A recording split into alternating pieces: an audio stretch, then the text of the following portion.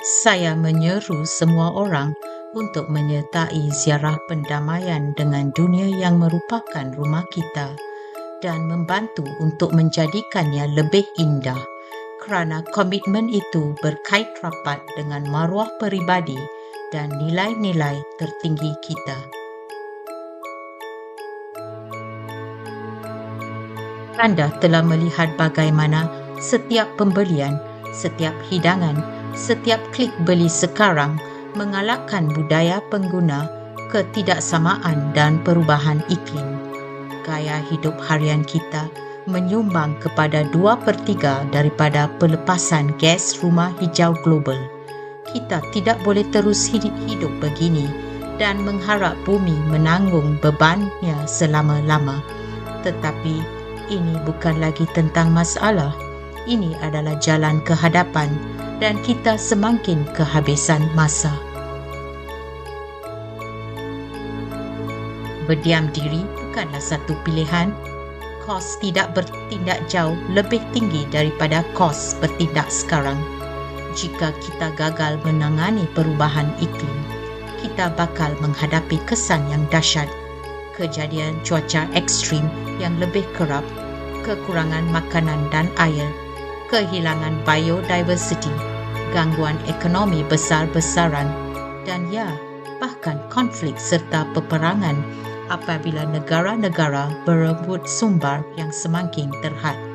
Mengabaikan perubahan iklim bukanlah cara untuk kekal selamat di tepi gelangan. Ia umpama membeli pas seumur hidup ke dalam huru hara. Memang mudah untuk berkata, saya cuma orang biasa. Ini sepatutnya masalah orang kaya. Kerajaan perlu selesaikan masalah ini. Korporat patut membersihkan kekusutan mereka. Golongan kaya dan berkuasa memikul tanggungjawab yang lebih besar. Tetapi itu tidak bermakna kita bebas daripada tanggungjawab kita. Menuding jari tidak akan menyejukkan bumi ini. Perubahan iklim adalah masalah semua orang. Apabila kita semua menyumbang kepada kerosakan, kita semua berkongsi, bertanggungjawab untuk bertindak. Kerana kita semua berkongsi bumi yang sama, tidak kira di sudut dunia mana kita hidup. Bumi adalah anugerah daripada Tuhan. Satu pemberian untuk dikongsi bersama. Tanggungjawab kita adalah sebagai penjaga, memelihara ciptaan ini agar generasi akan datang juga dapat memanggilnya rumah. Ada yang berkata, saya tidak peduli tentang masa depan. Saya tak akan ada di sini. Tetapi masa depan itu sudah pun tiba. Perubahan iklim tidak menunggu hari esok. Ia sedang berlaku hari ini. Kita mempunyai tanggungjawab moral terhadap generasi akan datang, mendidik anak-anak untuk mengurangkan penggunaan dengan menunjukkan melalui pilihan kita, tabiat kita dan teladan kita. Apa yang kita wariskan, sama ada sungai yang tercemar atau hutan yang subur, bergantung kepada pilihan yang kita buat hari ini. Kita telah diajar untuk berfikir bahawa kitar semula sudah memadai. Tetapi inilah kebenarannya. Kitar semula adalah langkah terakhir.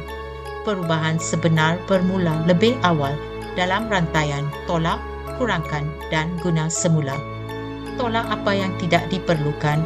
Jangan gunakan plastik guna sekali, pembelian fashion pantas, beg hadiah percuma dan naik taraf yang tidak perlu. Kurangkan apa yang kita guna, kurangkan pembelian impulsif dalam talian, beli pakaian lebih sedikit tetapi berkualiti tinggi, kurangkan pengambilan daging dan tenesu, rancang makanan anda dan jadilah pembeli yang berhemah. Guna semula apa yang sudah dimiliki, baiki pakaian dan peralatan daripada membuangnya.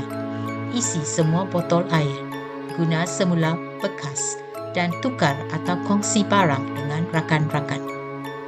Setiap kali kita tolak, kurangkan dan guna semula, kita mengurangkan jejak karbon kita.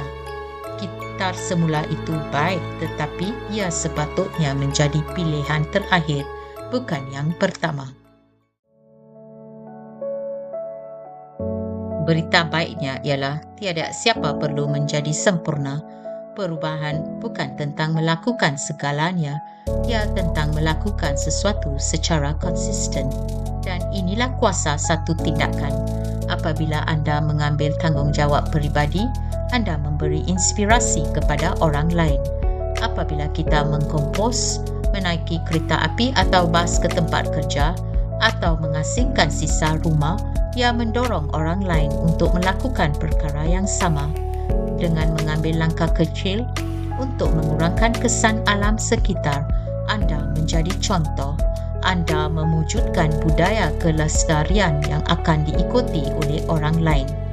Satu pilihan mungkin terasa kecil, tetapi apabila berjuta-juta orang membuat pilihan yang sama, itulah kuasa tindakan kolektif. Bersendirian, kita tinggalkan kesan. Bersama, kita cipta perubahan besar. Jalan ke hadapan bukanlah tentang menunggu orang lain. Ia adalah tentang mengambil tanggungjawab. Bermula dengan satu mesej yang jelas. Kurangkan, kurangkan, kurangkan. Itulah kuncinya. Ia laluan di hadapan penuh cabaran, tetapi ia juga dipenuhi dengan kemungkinan. Setiap tindakan, walau sekecil manapun, menyumbang kepada matlamat besar untuk mewujudkan masa depan yang lestari. Bersama, kita boleh membawa perubahan.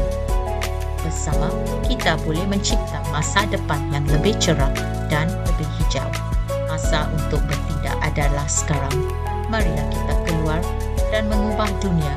Satu pilihan yang bijak pada satu masa. Mulakan dengan melihat lebih jauh daripada troli anda hari ini. Tanggungjawab terhadap bumi ciptaan Tuhan bermakna manusia yang dikurniakan dengan akal fikiran mesti menghormati hukum alam dan keseimbangan yang wujud antara makhluk-makhluk di dunia ini.